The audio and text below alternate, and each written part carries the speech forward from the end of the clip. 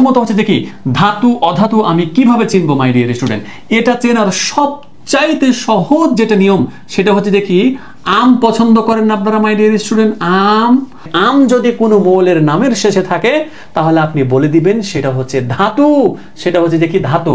যেমন আপনাদেরকে উদাহরণ দিই, লিথিয়াম, আম আছে লাস্টের দিকে, কি আছে? আম আছে লাস্টের দিকে। Sodium, potassium, rubidium, caesium, francium. তার মানে সবার নামের শেষে কি আছে? আম আছে। সকল মৌলের নামের শেষে আম থাকে তারা ধাতু হয়, তারা ধাতু হয়। এবার 1 থেকে 118টা মৌলের মধ্য থেকে আপনি ধাতু খুঁজতে এক্ষুনি চলে যায় না, তখন 4টা ব্যতিক্রম আছে, একটু আসেন। হিলিয়াম, যদিও বা আম আছে লাস্টের দিকে কিন্তু এটা ধাতু নয়। জার্মেনিয়াম, যদিও বা আম আছে সেটা ধাতু নয়। সেলেনিয়াম, নাম আম আছে ধাতু নয়। টেলুরিয়াম, আম আছে কিন্তু ধাতু নয়। তাহলে এই 4টা মৌল আম আছে কিন্তু ধাতু নয়, তাহলে বাকি সকল মৌলের লাস্টে আম আছে, ধাতু।